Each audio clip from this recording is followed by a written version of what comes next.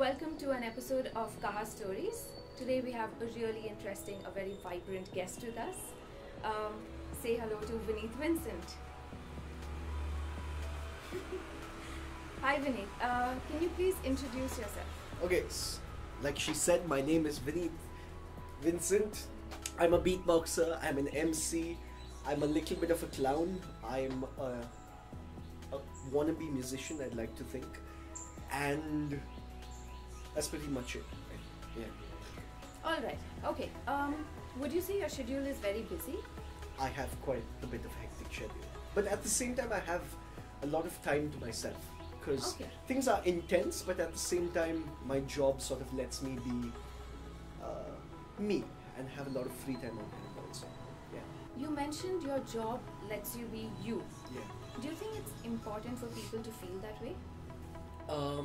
Yes, I think people need to express themselves on a constant basis and they need to sort of let out what's on the inside, and I do that at my work quite regularly because when I'm on stage I'm very myself.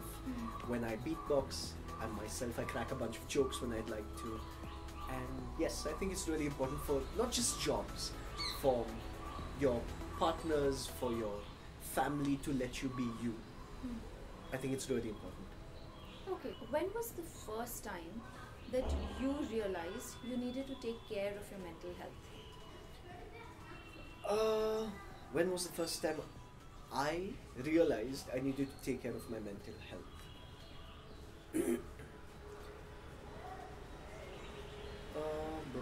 That's a very good question. I haven't thought about that actually. I'm going back to a time where my dad passed away when I was really young. I was in my third grade back then, and I saw how that impacted my family. I saw how that impacted me as a person, and that was the first time I realized how a life scenario can have a massive impact on a person and people in general, because it affected my mum in very unique ways. No, I'm saying a V. It affected my mum in very unique ways, and I remember my mum not crying also for a large period of time. And initially, the first few days she was being really strong, but after that it's sort of, I don't think it's settled in. I think it's settled in as soon as it happened, but she had to handle herself, she had to handle me. She was both the father figure and the mother figure suddenly, and she had to handle my brother.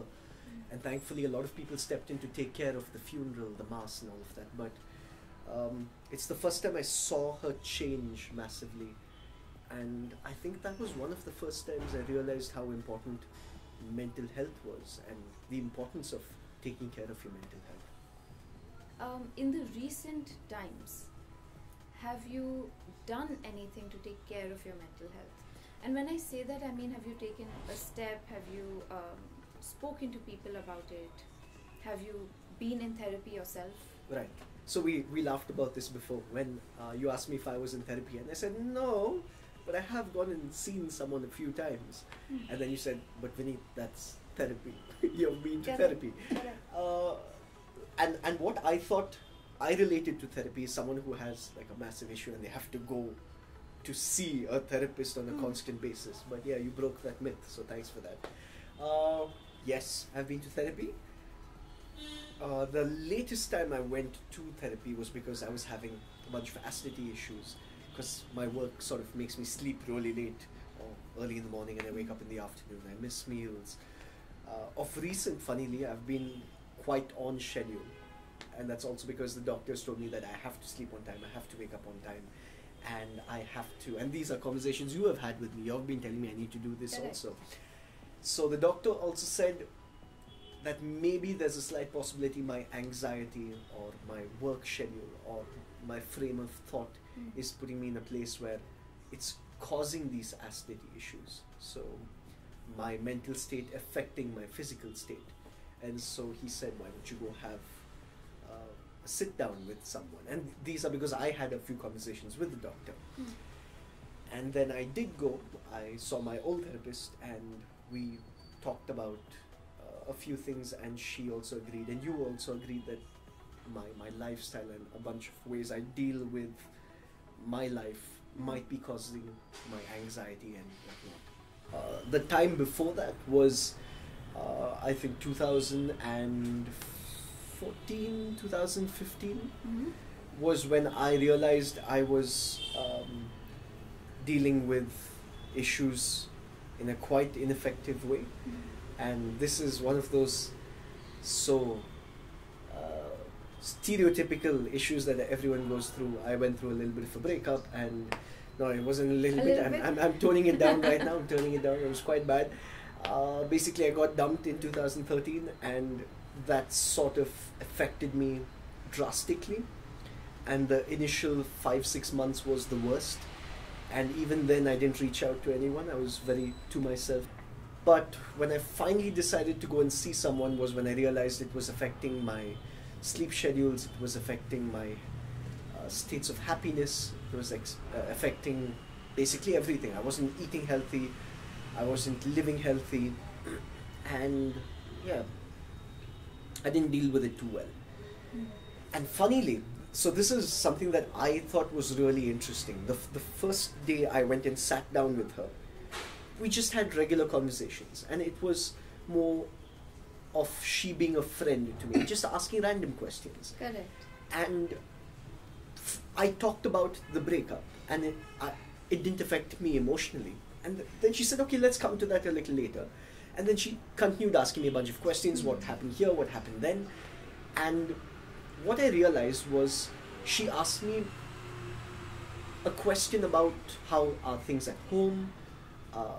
We talked about my dogs, and I said something quite random. I said a few months after she left, the ex-girlfriend, my dog died a little after that. And that affected me even more.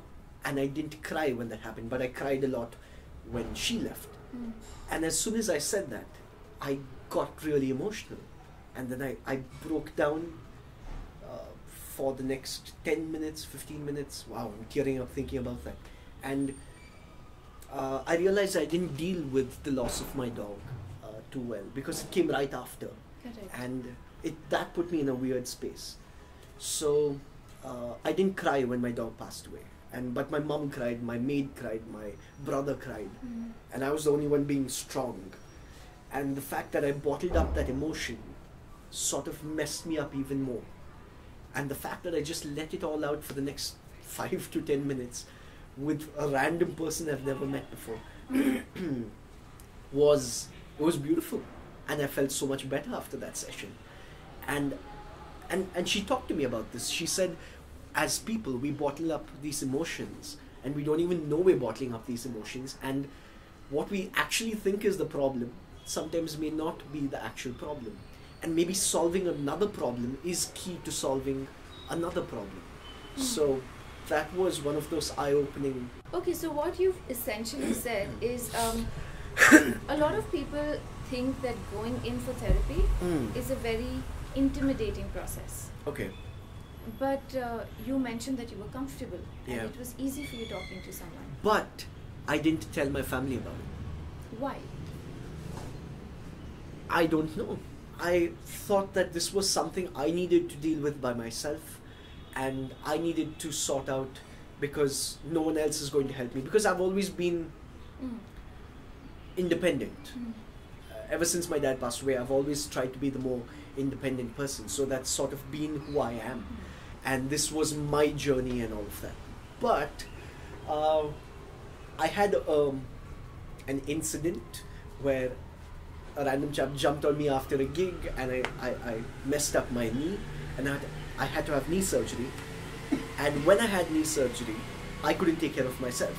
And my mom and brother had to come into the hospital and take care of me. And I was pretty much bedridden for 3 weeks after that, and they had to take care of me. So in the hospital, I don't know if it was the drugs or if it was me being in a very emotional state, but I just randomly blurted it out quite loudly to my mom and brother and said, oh, by the way, I'm in therapy, and I started crying again. I didn't say I'm in therapy, I said I'm seeing a counselor, and I started crying again, and I said, I've been dealing with this quite badly for the last 2 years, and I'm not dealing with it too well even now. I don't know what put me in that situation for me to just blurt it out to my mum and my brother. And the funny thing is, they have never brought it up from then all the way till 2019. And this is something people don't talk about. And I think this is something we don't talk about in Indian families. I'm glad you went in for therapy. I'm glad you went and spoke to someone, because there's this misconception that asking for help can make me sound weak. So, asking for help is equal to being weak. And I guess you've also felt it in the past because you didn't open up and speak to anyone. Or you felt that, you had to take care of yourself by yourself. Yeah. But taking care of yourself can also involve asking for help. Yeah. And that in no way takes away from the person you are or your strength as a human being. Yeah? So just sort of wanted to put that out there. Okay, so a lot of your work involves entertaining people. Right. Does it get difficult to do that if you are having a bad mental health day? Funnily, no. Okay. So my grandmom passed away about 6 days ago, and on the morning that she passed away, I was on my way to Hyderabad for a show. And I thought it would mess me up. I did it because it'll take my mind off things, and I had to go back. I was flying back in the evening. So I got on stage, and as soon as I got on stage, I was absolutely fine. And in fact, my mind completely moves on from this mode to that mode. And this is something I've realized. I don't know if this is the same for you, but whenever I work, it takes me to my happy place. All right. Okay. You said that you were recently in therapy. Yeah. Yeah. And along with that, you also have a sort of a busy life. When I say that, I mean you don't have fixed timings. Yeah. My tour schedules are intense. Correct. I'm jumping from hotel to hotel. Correct. I'm in different cities and every week. Yeah. So it is why, slightly intense. yeah. So which is why for someone like you, it must be getting difficult to have a routine as such. Keeping all of this in mind, what are some things that you do to take care of yourself, take care of your mental health? A few things that I do. I think of recent, I've been trying to sleep on time, wake up on time, eat healthy, eat all my meals. Whenever I feel hungry, eat again. I've been trying to get back to my workout schedule, but it hasn't been happening. But I've always been mentally healthy when I've been physically healthy. So this is a good and a bad thing, because it's a bad thing because when I'm not working out, it directly affects my mental health. And this is something that's been bothering me for over 2.5 years. And I start and stop and start and stop, but I really should get back to it. And food, workout, what else? The people I surround myself with. This is something I'm extremely particular about. Of recent, in the last 3-4 years, I've been letting go of people like that. And it's been so good for me. Okay, so last question before we end today's episode. Since you're here, I would like you to make one promise to yourself, but basically to all of us and on camera. Something that you're going to include into your daily life from today onwards. Workouts. Something that's good for you. Done. Okay, awesome. Okay, workouts. He's working out. I'm going to be working out. By the time this video releases, I'm going to be working out. Perfect. Yeah. Thank you so much. So that was Vineeth Vincent, and we've come to an end of today's episode. For Vineeth, more, would you like to close? For more Kaha stories, follow Kaha Mind, and for more good-looking people like myself, follow Kaha Mind. Yeah. I shouldn't say follow, right? Stay tuned to Kaha Mind. We'll keep this entire bit because that's more natural. Okay. Can we get masala dosa now? Okay, done. Without butter. With butter. Lots Without of butter.